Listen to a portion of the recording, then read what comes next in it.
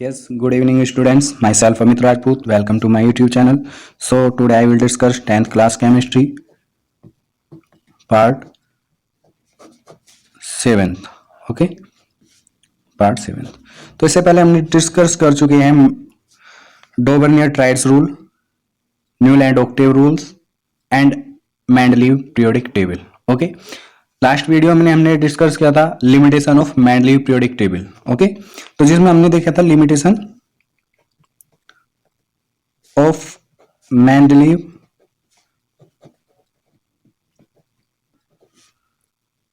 Periodic table. तो उसमें हमने कुछ लिमिटेशन देखी, जो ड्रॉबैक देखे. पहला, position of isotope. Position of isotope, क्योंकि आइसोटोप के एटॉमिक मास डिफरेंट होता है बट एटॉमिक नंबर सेम होता है. ओके, तो एटॉमिक मास डिफरेंट होने की वजह से आइसोटोप को according to Mendeleev periodic law different position देनी चाहिए थी, बट ऐसा नहीं था. ठीक है, तो ये मिले position of isotope. And second limitation is position of hydrogen. Position of hydrogen. And third is position of cobalt and nickel. So here is modern periodic law not follow, because modern periodic law is tell us about when elements are arranged in increasing order of atomic mass. When elements are arranged in increasing order of atomic mass, then their physical property and chemical property are periodic function of their atomic mass. Okay, so we know cobalt का atomic mass greater होता है निकल से.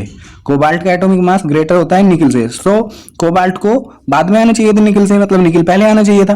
तो but ऐसा periodic table में देखने को नहीं मिला, तो इसका कोई क्लियरिफिकेशन नहीं दे पाई मैंडलीव ने सिर्फ इतना बोला था कि मैंने केमिकल प्रॉपर्टीज को सिमिलर बनाने के लिए कोबाल्ट को फर्स्ट रखा और देन निकल को सेकंड रखा. Okay, it is clear. Now I will discuss about modern periodic table. Modern periodic table. Okay, given by Moseley, Henry Moseley. किसने दी थी ये? हेनरी मोजले.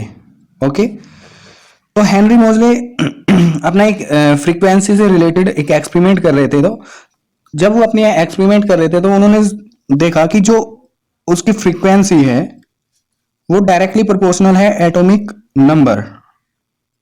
सॉरी, जो एलिमेंट्स, किसी एलिमेंट्स की फ्रीक्वेंसी है उसका जो रिलेशन बनता है वो डायरेक्टली प्रोपोर्शनल टू होता है एटॉमिक नंबर ऑफ एलिमेंट. तो उन्होंने देखा कि जैसे जैसे मैं एटॉमिक नंबर इंक्रीज करता जा रहा हूं तो फ्रीक्वेंसी एलिमेंट्स की इंक्रीज हो रही है.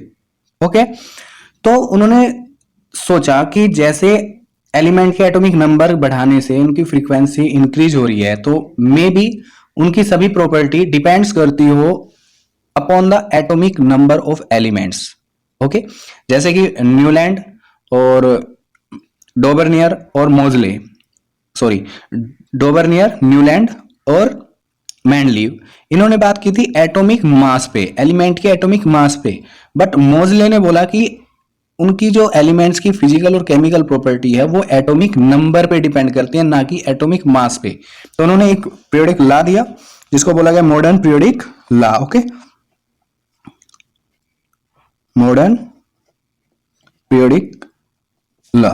तो मॉडर्न पीरियोडिक लॉ भी सिमिलर है मेंडलीव पीरियोडिक लॉ की, बस डिफरेंस क्या है, वहां पे फिजिकल और केमिकल प्रॉपर्टी एटॉमिक मास पे डिपेंड थी और यहाँ पे एटॉमिक नंबर पे डिपेंड है. Okay, so according to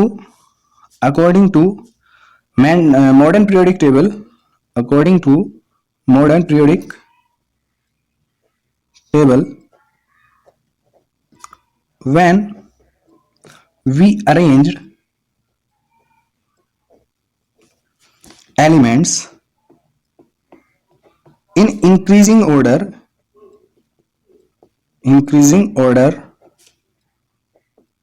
of atomic number of elements,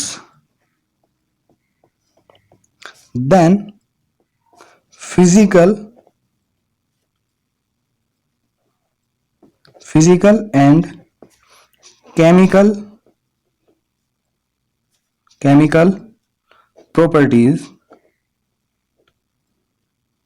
are periodic function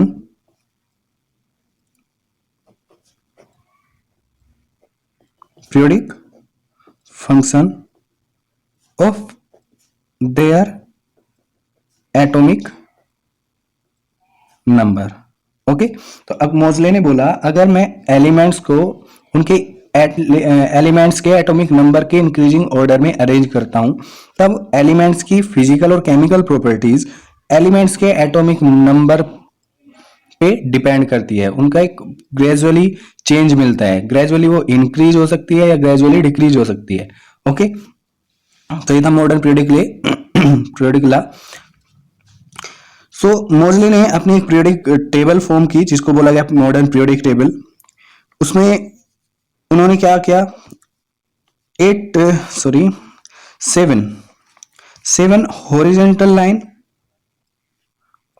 seven horizontal line form की। 7 हॉरिजेंटल रो को क्या बोला, periods. Okay, and 18 vertical column form किए। 18 वर्टिकल कॉलम फॉर्म किए जिनको ग्रुप्स बोला गया। Okay, now I give a structure, roughly structure of modern periodic table.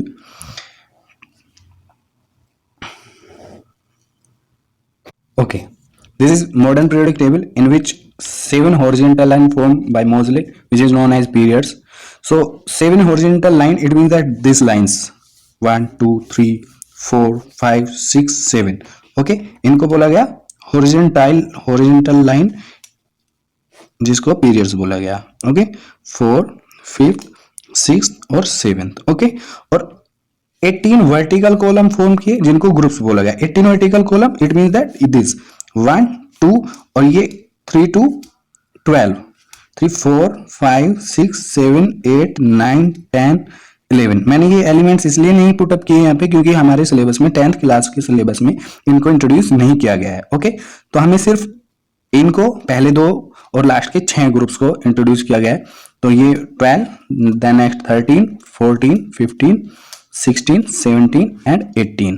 तो ये जो 1 एंड 2 हो गए, जो ये वर्टिकल कॉलम है ये 18 है, 1 to 18, और हॉरिजॉन्टल लाइन 1 to 7। ओके, सो ये हॉरिजॉन्टल लाइन पीरियड्स बोली गई और ये वर्टिकल कॉलम ऊपर से नीचे ये क्या बोले गए, vertical column groups. Okay, it is clear.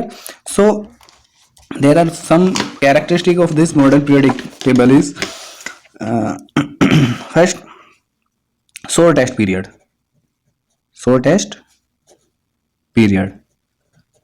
is second period, first period in which only 2 elements are belong, hydrogen and helium. Okay, hydrogen and helium. Next, longest period of periodic table is sixth period, 32 elements are belong to this group, and seventh period are incomplete। Okay, ये इसकी कुछ छोटी छोटी बातें थी।